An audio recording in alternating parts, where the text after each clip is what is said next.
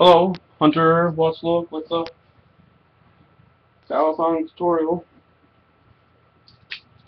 It's called the y2k rollover icepick spin. And here, I've never seen it done before, so I guess I made it up. Here it goes. What you need to do: grab the bite handle, roll over your thumb, make sure your index is out of the way, roll it back, let it roll over your index finger, and then slam. That's all needs to be done. So, basically it. See you later, guys. Subscribe. I'm out.